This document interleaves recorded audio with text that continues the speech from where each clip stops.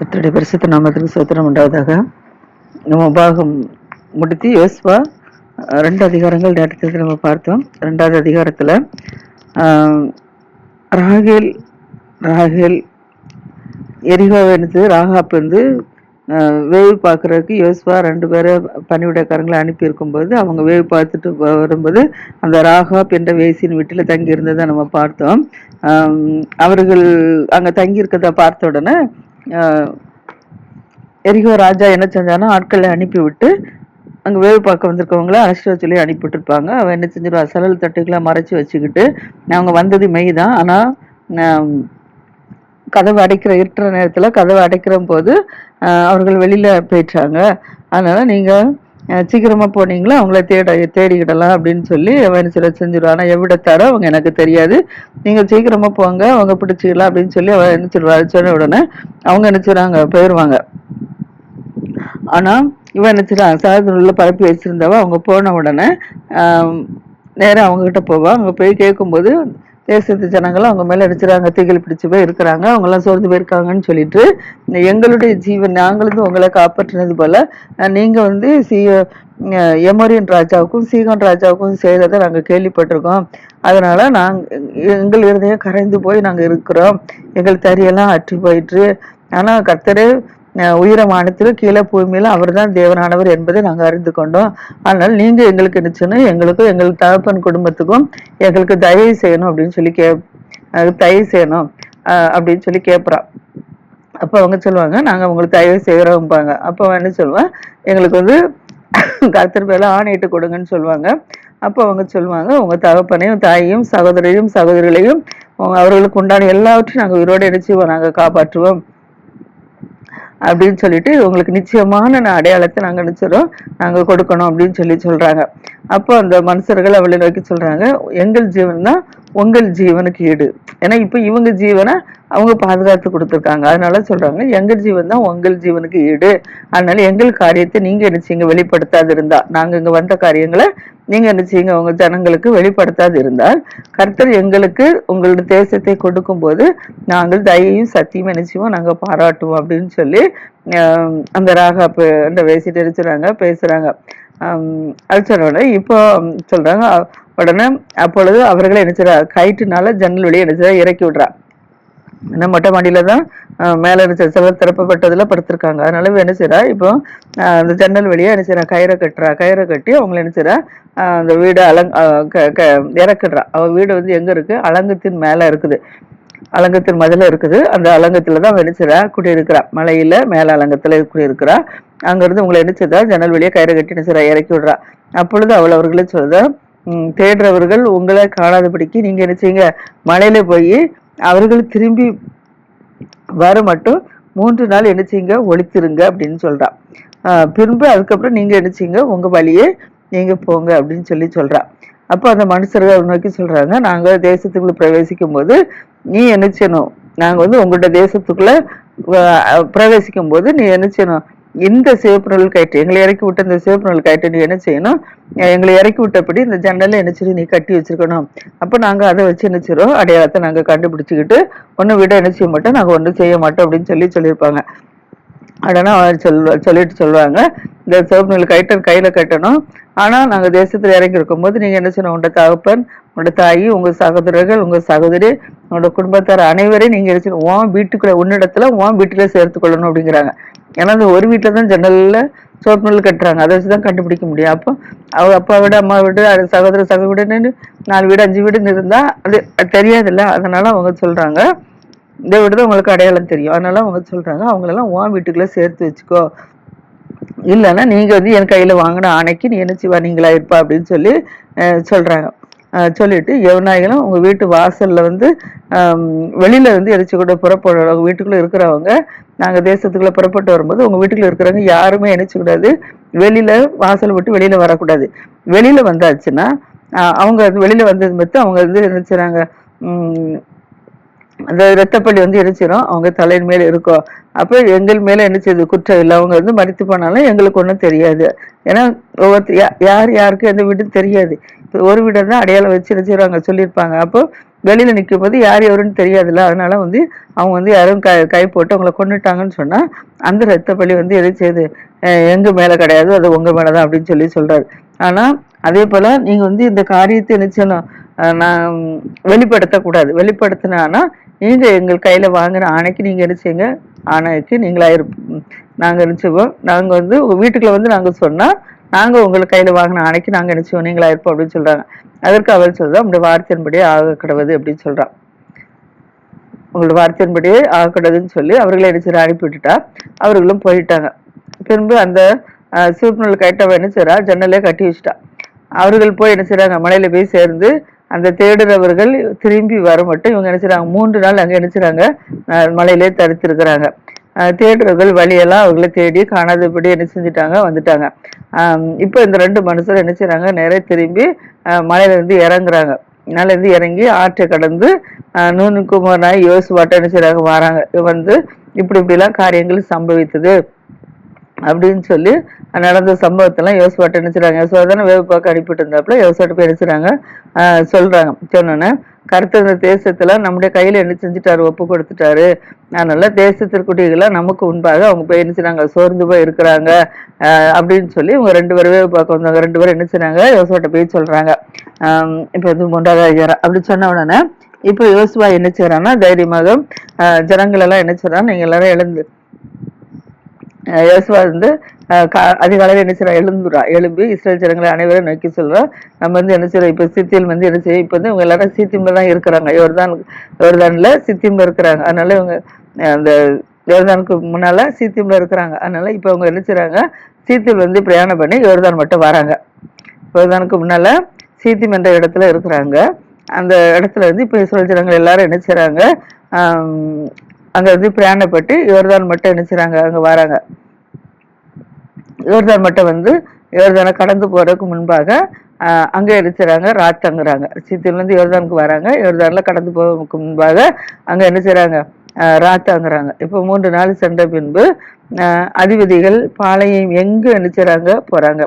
பாளையம் எங்கேயும் போய் ஜனங்களை நோக்கி சொல்றாங்க, நீங்க எங்களுக்கு நாங்கள் கர்த்தரை உடன்படிக்கை பெட்டியும் அதை சுமிக்கிற ஆசாரியர்களையும் கண்ட உடனே நீங்கள் உங்கள் இடத்தை விட்டு பிரயாணப்பட்டு தனக்கு பின் செல்லுங்கிறார். ஏன்னா இப்ப கர்த்தர் பின் செல்ல போக சொல்லிட்டாரு. அதனால இப்ப யோசுவா என்ன செய்றாரு, அதிபதிகளை பார்த்து சொல்றாரு. அதிபதிகிட்ட பார்த்து உங்க ஏன்னா 1000 பேருக்கு அதிபதி, 100 பேருக்கு அதிபதி, 100 பேருக்கு அதிபதி, 50 அதிபதி, 100 பேருக்கு ஒரு அதிபதி அப்படின்னு சொல்லி அதிபதிகள் தேர்ந்தெடுத்திருக்காங்களா. அதனால என்ன செய்றாங்க, அந்த அதிபதிகளை பார்த்து தான் மோசே சொல்றாரு, யோசுவா சொல்றாரு, உடன்படிக்கை பெட்டியை சுமக்கிற ஆசாரிகளை என்ன செய்றாங்க, எடுத்துட்டு நீங்க பிரயாணப்பட்டு போகணும் அப்படின்னு சொல்றாரு. பெட்டி எடுத்துட்டு அவங்க நினைச்சது முன்னால போகணும் அப்படின்னு சொல்லி சொல்றாரு. ஆனா இவங்களுக்கு ஆசாரியர்கள் உடன்படிக்கை பெட்டி எடுத்துட்டு போறாங்க, அவங்க பின்னாலதான் நினைச்சோன்னா சில ஜனங்கள் போனோம். அப்ப ஜனங்கள் போகும்போது 2000 முழம் தூரமான இடம் இருக்கணுமா. அந்த ஆசாரியர்கள் உடன்படிக்கை பெட்டி கொண்டு போறாங்களா, அவங்களுக்கும் ஜனங்களுக்கும் இடையில 2000 முழ தூரமான இடம் இருக்கணுமா. அப்போ நீங்க வந்து அதை வந்து நீங்கள் நடக்க வேண்டிய வழியை அறியும்படிக்கு அதுக்கு சமீபா என்னச்சு கூட வரக்கூடாது. ஏன்னா 2000 கிலோமீட்டருக்கு முன்பாக இருக்குன்னு தவிர அதுக்கு முன்பாக சமீபா நீங்க நினைச்சக்கூடாது, வரக்கூடாது அப்படிங்கிறாரு. எதற்கு முன்னே நீங்கள் ஒருபோதும் என்ன செய்யுங்க, இந்த வழியை நீங்க போனதில்லை, நீங்க நடந்து போவதில்லைங்கிறாரு. ஏன்னா இப்ப வந்து யாக்கோபுடைய பிள்ளைகள் தான் வந்திருக்காங்க.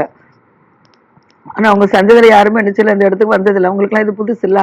அவங்கதான் கானான்ல இருந்து எகிப்துக்கு போனாங்க. மற்றபடி இவங்க இப்போ உள்ள சந்ததிகள்லாம் யாரு அங்க வந்தது கிடையாது, அவங்களுக்கு இடமே தெரியாது. அதனாலதான் சொல்றாரு, இது வந்து நீங்க ஒருபோதும் நீங்க அந்த இடத்துக்கு வந்ததில்லை, அதனால நீங்க என்ன செய்யுங்க, 2000 முழ தூரத்துக்கு பின்னால நீங்க வரணும் அப்படின்னு சொல்லி கட்டளையிடுகிறான். இப்படி சொன்ன பிறகு இப்ப யோசுவா வந்து ஜனங்களை நோக்கி சொல்றான். ஏன்னா இப்ப நம்ம பிரயாணப்பட்டு போட்டு போகும்போது சொல்றாரு, உங்களை நீங்க என்ன செய்யுங்க, பரிசுத்தம் பண்ணிக்கொள்ளுங்க. நீங்க உங்களை பரிசுத்தம் பண்ணிக்கொண்டா கர்த்தர் நாளைக்கு என்ன செய்வார், உங்கள் நடுவுல அற்புதங்களை செய்வார் அப்படிங்கிறாரு. ஏன்னா அற்புதங்கள் செய்வார்னா இவங்க ஜனங்கள் போவாங்க, யுத்தம் பண்ணிலாம் ஜனங்களை தேசத்தை எடுக்க சுதந்திரிக்கணும். அதனாலதான் அவங்க சொல்றாங்க, நீங்க உங்களை என்ன பரிசுத்தமா இருந்தா தானே கர்த்தர் அற்புதம் செய்ய முடியும். அதனால நீங்க என்ன செய்யுங்க, உங்களை பரிசுத்தம் பண்ணிக்கொள்ளுங்க, நாளைக்கு கர்த்தர் உங்கள் நடுவில் என்ன செய்வார், அற்புதங்களை செய்வார் அப்படின்னு சொல்லி யோசுவா ஜனங்களை பார்த்து சொல்றான். இப்போ யோசுவா ஆசாரிகளை நோக்கி சொல்றான். உங்களை ஜனங்களை பார்த்து சொல்லிட்டு இப்போ ஆசாரிகளை பார்த்து சொல்றான், நீங்க உங்களோட உடன்படிக்கை பெட்டி எடுத்துக்கிட்டு என்ன செய்யுங்க, நீங்க போங்க, எடுத்துக்கொண்டு போங்க, ஜனங்களுக்கு முன்னே நீங்க நினைச்சீங்க நடந்து போங்கிறாரு. இஸ்ரேல் ஜனங்களுக்கு முன்ன, ஏன்னா உடன்படிக்கை பெட்டி தான் பின்னாலதான் ஜனங்கள் வந்தாதான் அதுதான் வழிகாட்டி. ஏன்னா கர்த்தருடைய உடன்படிக்கை பெட்டியில 10 கற்பனைகள் இருக்கு, மண்ணா வைக்கப்பட்ட பொற்பாத்திரம் இருக்கு. அதுதான் உடன்படிக்கை பெட்டி. அதனால நினைச்சுறாங்க சுமந்து கொண்டு நீங்க முன்னால போகணும் அப்படின்னு சொல்றாங்க. அப்படி இவங்க நினைச்சுறாங்க ஜனங்களுக்கு முன்னாக நடந்து போறாங்க. இப்போ கர்த்தர் யோசுவாக்கு சொல்றாரு, நான் மோசையோடு இருந்தது போல நான் உன்னோட இணைச்சுவேனா இருக்கிறேன் என்பதை இஸ்ரவேல் எல்லாரும் அறியும்படிக்கு இன்று அவர்கள் கண்களுக்கு முன்பாக நான் உன்னை நினைச்சுவேன் மேன்மைப்படுத்துவேங்கிறார். ஏன்னா இவ்வளவு நாளும் இஸ்ரவேல் ஜனங்கள் வழிநடத்தி வந்தது மோசே. மோசைக்கு முன்பாக எவ்வளவோ முறுமுறுத்தாங்க. ஆனா இப்போ யோசுவா நினைச்சா அவங்கள வழி நடத்திட்டு வர்றாரு. அப்ப வழி நடத்திட்டு வர்றதுனால அவங்க சொல்றாங்க, எப்படி மோசைய கூட நான் கூட இருந்தானோ அதே போல நான் உன்னோட கூட நான் நினைச்சதான் நான் இருக்கிறேன். அதுல இஸ்ரவேல் எல்லாம் அறியும்படிக்கு இன்று அவர்கள் கண்களுக்கு முன்பாக நான் நினைச்சேன் உன்னை நான் மேன்மைப்படுத்துறேன் அப்படின்னு சொல்றாரு. இப்போ உடன்படிக்கை பெட்டிய அடுத்தல உடன்படிக்கை பெட்டிய சுமக்கிற ஆசாரியர்களை பார்த்து சொல்றாரு. என்ன சொல்றாருன்னா, நீங்க யோர்தான் தண்ணீர் ஓரத்துல என்ன செய்யுங்க, சேரும் போது யோர்தான நில்லுங்க அப்படின்னு சொல்லி, யோர்தான் நில்லுங்கன்னு சொல்லி கட்டளை நில்லுங்கள் என்று நீ கட்டளையிடுவாயாக அப்படின்னு சொல்லி கர்த்தர் என்ன செய்றாரு, யோசுவா நோக்கி சொல்றாரு. அதுக்குள்ள யோசுவா சொன்னதை பார்த்தோம். ஜனங்கள்கிட்ட, அதிபதிகள்கிட்ட, அடுத்தல ஆசாரியர்கள்ட்ட பேசுனதை பார்க்குறோம். இப்போ கர்த்தர் யோசுவா நோக்கி சொல்றாரு, மோசடி இருந்தது போல உன்னோட இருப்ப அவர்கள் கணக்கு மேற்படுத்தி சொல்றாரு. உடன்படிக்கை பெட்டி சுமக்கிற ஆசாரியர்களை பார்த்து நீ யோர்தான் தண்ணீர் ஓரத்துல என்ன செய்து சேரும் போது யோர்தான்ல நில்லுங்க அப்படின்னு சொல்லி நீ கட்டளையிடுவாயாக அப்படின்னு சொல்றாரு. ஏன்னா இவங்க முன்னால போறாங்க, ஜனல் பின்னால வராங்க, உடன்படிக்கை பெட்டியை கொண்டுட்டு போறாங்க. அதுதான் அற்புதம் நடக்கிறாரு. அதனால நினைச்சிட நீங்க போங்கன்னு சொல்லிட்டு கண்ணீர் ஓரத்துல கால் நில்லுங்கன்னு சொல்றாரு. இப்போ அடுத்தபடியாக என்ன சொல்றாரு அப்படின்னா, யோசுவா இப்போ இஸ்ரேல் புத்திரன் நோக்கி சொல்றான். யோசுவா இஸ்ரேல் புத்திரனுக்கு என்ன சொல்றாரு, நீங்க என்ன செய்யுங்க, இங்கே சேர்ந்து உங்கள் தேவனாய கர்த்தருடைய வார்த்தையை கேளுங்கிற. எல்லாரும் ஒன்று சேர்ந்து கர்த்தர் உங்களுக்கு என்ன வார்த்தை சொல்றாரோ அதை நீங்க என்ன செய்யுங்க, கேளுங்க அப்படிங்கிறாரு. பின்பு யோசுவா ஜீவனுள்ள தேவன் உங்கள் நடுவில் இருக்கிறார் என்பதை, கர்த்தர் ஜீவனுள்ள தேவன் அவர் உங்க நடுவில் நினைச்சா இருக்கிறார் என்பதையும், அவர் கானானியர், ஏத்தியர், ஏவியர், பெரிசியர், கிர்காசியர், எமோரியர், எபூசியர் உங்களுக்கு முன்பாக துரத்தி விடுறதே, இவர்களெல்லாம் என்ன செய்றாங்க, இப்படிப்பட்ட ஜாதி மக்கள் தான் என்ன செய்றாங்க, அந்த பாலும் தேரும் ஒன்ற கானான் தேசத்துல இருக்கிறாங்க. அப்ப இவர்கள் என்ன செய்யணும், மேற்கொள்ளணும். எப்படி சீகோன் எமோரியன் ராஜா சீகோனும் பாசான் ராஜாவாய் முறியடிச்சாங்களோ, முறியடிச்சுட்டு 2 கோத்திர சுதந்திரத்து கொண்டிருக்காங்களோ, அதே போல இப்ப இந்த 7 விதமான ஜாதிகளையும் இவங்க என்ன செய்யணும், முறியடிக்கணும். முறியடிச்சுட்டு தான் அந்த இடத்துல அந்த பட்டணத்துல இவங்க என்ன செய்யணும், இருக்கணும். அதுக்குதான் கர்த்தர் சொல்றாரு. யோசுவா இஸ்ரவேல் ஜனங்களை நோக்கி சொல்றாரு, நீங்க என்ன செய்யுங்க, எல்லா ஜாதிகள் எல்லாம் துரத்தி விடுவீங்க, உங்களுக்கு முன்பாக கர்த்தர் என்ன செய்வார், உங்களை துரத்தி விடுவார் என்பதை நீங்களே அறிந்து கொள்வதற்கு அடையாளமாக கர்த்தர் உங்களை என்ன செய்றாரு, அவங்கள துரத்தி விட்டுட்டு இவங்களை அடிச்சுட்டு வைக்க போறாரு. அதனால அதுக்கு நீங்கள் அறிந்து கொள்வதற்கு அடையாளம் என்ன அப்படின்னா, இந்த சர்வ பூமிக்கு ஆண்டவராக இருக்கிற உடன்படிக்கை பெட்டி உங்களுக்கு முன்னே நினைச்சது யோர்தான்ல போயுது. யோர்தான்ல உடன்படிக்கை பெட்டி போகும்போது நீங்க இஸ்ரேல் கோத்திரங்களை என்ன செய்யணும், 12 பேரை என்ன செய்யணும், தேர்ந்தெடுக்கணும். 12 பேரை தேர்ந்தெடுத்து ஒவ்வொரு கோத்திரத்துக்கு ஒவ்வொருவரா நீங்க நினைச்சீங்க பிரித்து எடுங்கிறாரு. 12 கோத்திரம் இருக்குல்ல, அந்த 12 கோத்திரத்துக்கும் ஒவ்வொருவரா நீங்க பிரித்து எடுங்கன்னு சொல்றாரு. சொல்லிட்டு சொல்றாரு, சம்பவிப்பது என்னவென்னா யோர்தான்ல நீங்க போறீங்க, அங்க அடையாளம் உடன்படிக்கை பெட்டி உங்களுக்கு முன்பாக போகிறது. இப்போ நீங்க கோத்தத்தை 12 பேரை ஒவ்வொரு கோத்தத்துக்கு ஒவ்வொரு பிரிச்சு எடுத்து சம்பவிக்கிறது என்னன்னா, சர்வ பூமிக்கும் ஆண்டவராய கர்த்தரின் பெட்டியை சுமக்கிற ஆசாரியன் உள்ள கால்கள், சர்வ பூமிக்கும் பூமியில சகல ஜனங்களுக்கும் ஆண்டவராய கர்த்தரின் பெட்டியை சுமக்கிறது யாரு, ஆசாரிகள் தான் சுமக்கணும். வேற யாரும் தொடக்கூடாது, செய்யக்கூடாது. அப்போ அந்த அவங்க தொட்டி அடிச்சுறாங்க. அவங்க அந்த கர்த்தர் பெட்டியை சுமக்கிற ஆசாரியர்கள் உள்ளங்கால்கள் என்ன செய்யணும், யோர்தான் தண்ணீரிலிருந்து பட்ட மாதத்தில் மேல இருந்து ஓடுகிற யோர்தானின் தண்ணீர் என்ன செய்து ஓடாதபடிக்கு ஒரு குவிலா நிற்குமா. மலையில இருந்து தண்ணி என்னச்சது ஓடி கீழே வந்து விழுது. அந்த தண்ணி என்னச்சதுன்னா இவங்க ஓடி ஓடுது. இப்ப இவங்க காலில் பட்ட உடனே ஆசாரியர்கள் உடன்படிக்கை பெட்டி சுமக்கிற ஆசாரியுடைய கால் அந்த யோர்தான் நதியில் நினைச்சது, கால் பட்ட உடனே அந்த தண்ணி என்னச்சது ஒரு குவிலா என்னச்சுமா குவிஞ்சிருமா. குவிஞ்சு இவங்களுக்கு என்ன செய்யும், நடந்து போறதுக்கு தந்தால வெட்டாந்தரை செஞ்சிடும், ஒரு வாய்க்கு கொடுத்துரும். அதனால இஸ்ரேல் ஜனங்கள் என்ன செய்வாங்க, இந்த யோர்தானை கடந்து தங்கள் கூடாரங்களுக்கு என்ன செய்றாங்க, அவங்க புறப்பட்டு போறாங்க. அப்ப ஆசாரியர்கள் உடன்படிக்கை பெட்டி என்ன செய்றாங்க, சுமக்கிற ஆசாரியர்கள் உடன்படிக்கை பெட்டி சுமக்கிற நினைச்சாங்க புறப்பட்டு போறாங்க. அதுக்கப்புறம் இவங்க நினைச்சாங்க ஜனங்கள் புறப்பட்டு வராங்க. அப்ப இவங்க புறப்படும் போது அறுப்பு காலம்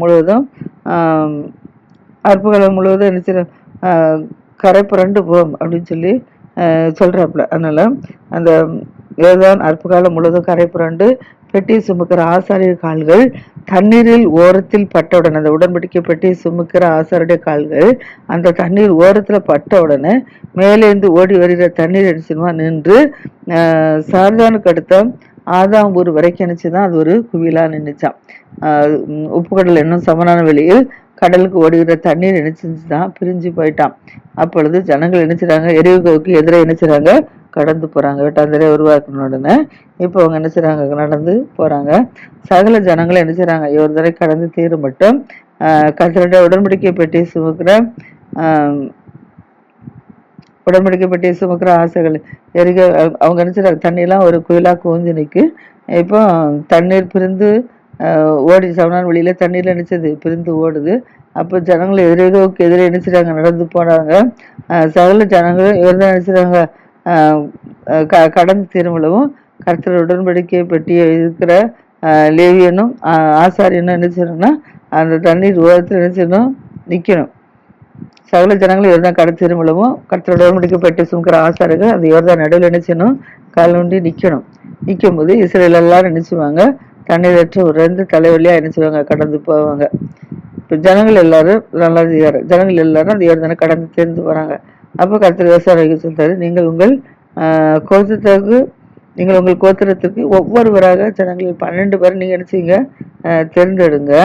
அந்த யோர்தானில் நடுவில் நினைச்சீங்க, யோர்தான் நடுவில் ஆசாரியர்கள் கால்கள் நிலையாய் நின்ற இடத்துல, யோர்தான் நடுவில் ஆசாரியர் கால்கள் நிலையா நின்ற இடத்துல 12 கற்கள் எடுத்து என்ன செய்யுங்க, எடுத்து அது என்ன செய்யுது, உங்களோட கூட என்ன செய்யுது 12 கற்களை எடுத்து அதை உங்களோட கூட அக்கறைக்கு கொண்டு போய் நீங்கள் என்ன செய்யுங்க, இன்று இரவில் தங்கும் ஸ்நானத்துல அவைகளை நீங்க வைங்கிறார். அவைகளை கொண்டு என்ன செய்யணும், வைக்கணுமா. அது உடன்படிக்கை பெட்டினா என்னது, 12 பேரை தேர்ந்தெடுத்து அந்த யோகா நடுவில் நினைச்சது ஆசாரியர்கள் கால்கள் நிலையா இந்த இடத்துல 12 கற்களை எடுத்து அவைகளை உங்களிடத்துல அக்கறை கொண்டு போய் நீங்கள் இன்று தங்கும் ஸ்தானத்துல அவைகளை வைங்கள் சொல்லி அவர்களுக்கு கட்டளையிடுங்க அப்படின்னு சொல்லி கர்த்தர் சொல்றாரு. அப்பொழுது யோசுவா என்ன சொன்னா, இப்ப இஸ்ரவேல் புத்திரர்கள் ஒவ்வொரு கோத்திரத்துக்கு ஒவ்வொருவராக நினைச்சதா ஆயத்தப்படுத்தி 12 கோத்திரத்துக்கு என்னது 12 பேரை வச்சுதான் அழைக்கிறாப்புல. அவர்கள் நோக்கி நீங்கள் யோர்தான் மத்தியில உங்கள் தேவனாய கர்த்தரின் பெட்டி என்ன சுமக்கிற பெட்டிக்கு முன்பாக நீங்க என்ன செய்யணும், கடந்து போனோம். உங்களுக்கு முன்பே நான் ஒரு அடையாளமா இருக்கும்படிக்கு இஸ்ரவேல் புத்திரர்களுடைய கோத்திரங்களுக்கு சரியாக ஒவ்வொரு கோத்திரத்துக்கு ஒவ்வொரு கல்லை என்ன செய்யுங்க, தங்கள் தோளின் மேல என்ன செய்யுங்க எடுத்துக்கொண்டு போங்கிற. இஸ்ரவேல் புத்திரர்கள் கானான்லவர்கள் உடன்படிக்கை பெட்டி என்ன செய்றாங்க, நீங்க எடுத்துக்கொண்டு சுமந்து போங்க அப்படின்னு சொல்லி சொல்றாரு. இப்ப அதன்படியாக இந்த ஏன்னா இந்த ஒவ்வொரு கல்லை தன் தொழில் மேலே எடுத்துக்கொண்டு போங்க. நாளை இந்த கற்கள் என்று உங்கள் பிள்ளைகள் வந்து இதை கேட்டுட்டா, நீங்கள் கர்த்தருடைய உடன்படிக்கை பெட்டிக்கு முன்பாக யோர்தான் தண்ணீர் நினைச்சது பிரிஞ்சு போயிற்று. அதனால பிரிந்து போனதுனால அவைகள் வைக்கப்பட்டிருக்கு. யோர்தானை கடந்து போயிருப்பது இந்த கற்கள் இஸ்ரவேல் புத்திரருக்கு முன்பாக நினைச்சது ஒரு நினைப்பூட்டு அடையாளமாக நினைச்சது, நினைப்பூட்டும் அடையாளம் சொல்லுங்கன்னு சொல்றாரு. கர்த்தருடைய பெட்டி யோர்தானுக்கு முன்னால போகுது.